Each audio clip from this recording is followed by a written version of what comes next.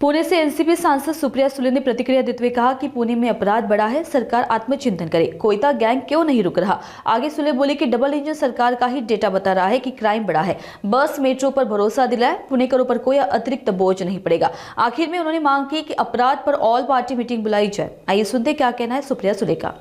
विनम्र अभिवादन करून जिजाऊ मातांना विनम्रपणे त्यांचा दरवर्षी आशीर्वाद 12 तारखेला घेऊन खरं तर दरवर्षी मी सिंदखेड राजाला जाते दरवर्षी आणि ह्या वर्षी इलेक्शन कॉर्पोरेशनचं असल्यामुळे आणि इथे संघटनेने ज्या जबाबदाऱ्या टाकल्यात त्याच्यामुळे ह्या वर्षी सिंदखेड राजाला मला जाता आलं नाही, पण अनेक बाकीचे माझे सहकारी पदाधिकारी आणि शिवप्रेमी सगळे सिंदखेड राजाला गेलेले आहेत आणि मी इथे लाल महालला येऊन यावर्षी अभिवादन केलेलं आहे. ताई, काल 2 दिवसापूर्वी तुम्ही जो वचननामा दिला पुणेकरांना, त्याच्यामध्ये महत्त्वाचा मुद्दा होता की मोफत बस सेवा आणि मेट्रो सेवा.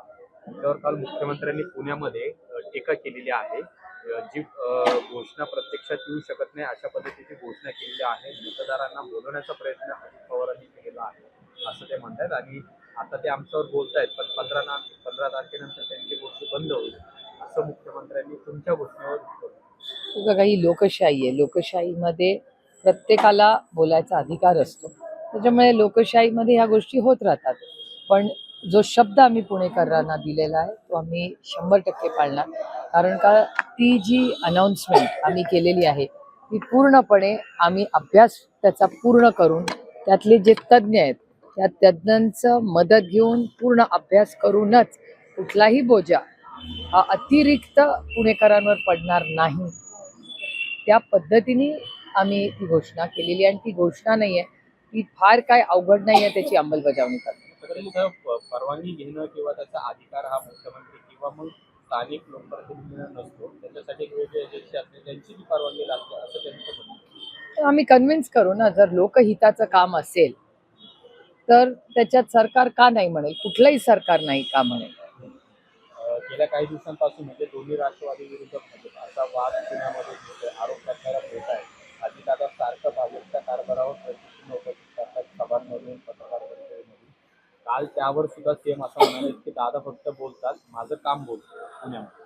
ही बघा, ही लोकशाही आहे, प्रत्येकाला बोलायचा अधिकार आहे आणि त्याच्यामुळे जसं आमची बोलायची ताकद आहे तशी आमची ऐकायची ताकद आम्ही ठेवली पाहिजे.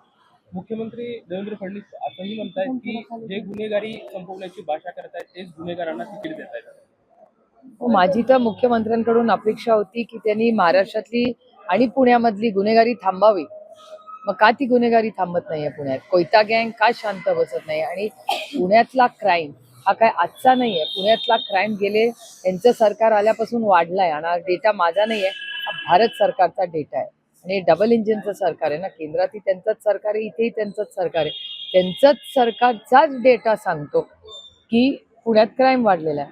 त्याच्यामुळे खरं आत्मचिंतन हे महाराष्ट्र सरकार आणि गृह मंत्रालयाने करायला पाहिजे की, आणि ह्याबद्दल मी आज म्हणून टीका म्हणून नाही, पण मी वारंवार माननीय मुख्यमंत्र्यांना पत्रही लिहिली आहेत की एक ऑल पार्टी मीटिंग बोलवा आणि ऑल पार्टी मीटिंगमध्ये ही जे सामाजिक प्रश्न आज महाराष्ट्रात आणि पुणे शहरात येत आहेत त्याची एक ऑल पार्टी मीटिंग बोलवा. काल राज ठाकरे आणि उद्धव ठाकरेंची मुंबईत सभा झाली. राज ठाकरेंनी सभेमध्ये बोलताना गौतम अदानींबद्दल वक्तव्य केलेलं आहे. 2014ला गौतम अदानींची किती कंपन्या होत्या महाराष्ट्रात, राज्यात, देशात.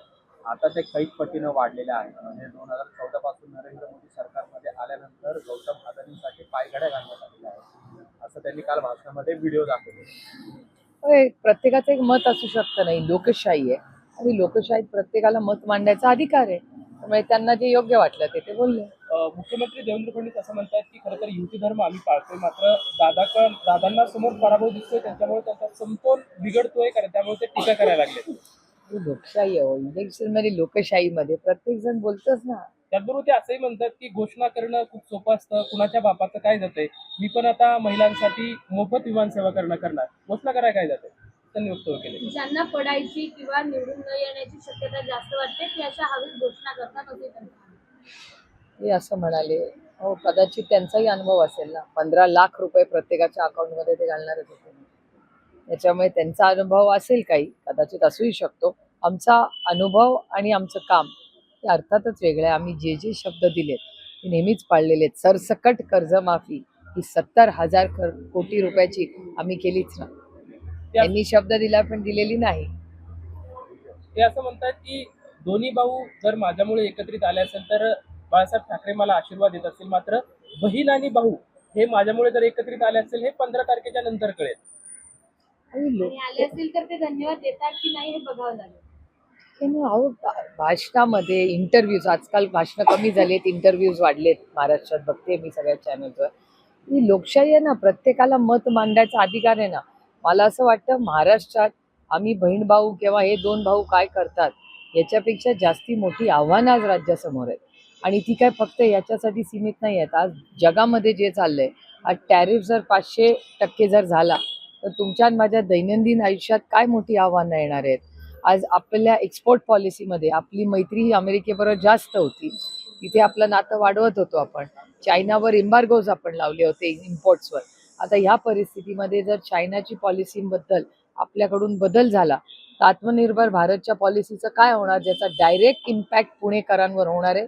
कारण का जे इंडस्ट्रियलायझेशन आदरणीय शरद पवार साहेबांच्या काळात झालं, या सगळ्या म्हणजे हिंजवडी असेल, पिंपरी चिंचवडची त्या काळात आलेली इंडस्ट्री असेल, तळेगावची MIDC असेल, पिरंगुटची MIDC असेल, ह्या सगळ्या दौंडमधली MIDC असेल, या MIDC त्याच काळात झाल्या ना. तर ह्या सगळ्या MIDC ज्याच्यात तुमच्या आणि माझ्या रोटी कपडा और मकानचे प्रश्न सुटतात, ती प्रश्नाचा डायरेक्ट इकॉनॉमिकल इम्पॅक्ट हा येणार आहे. त्याच्यामुळे मला असं वाटतं या नात्यांमध्ये आपण अडकण्यापेक्षा ही नाती आमच्या उंबरठ्याच्या आत, पण उंबरठ्याच्या बाहेर राज्याची, देशाची, पुणेकरांची आणि पिंपरी चिंचवडकरांची सेवा आणि पुढे येणाऱ्या राज्याच्या आणि देशाच्या समोरची आव्हानं ही नक्कीच जास्त मोठी.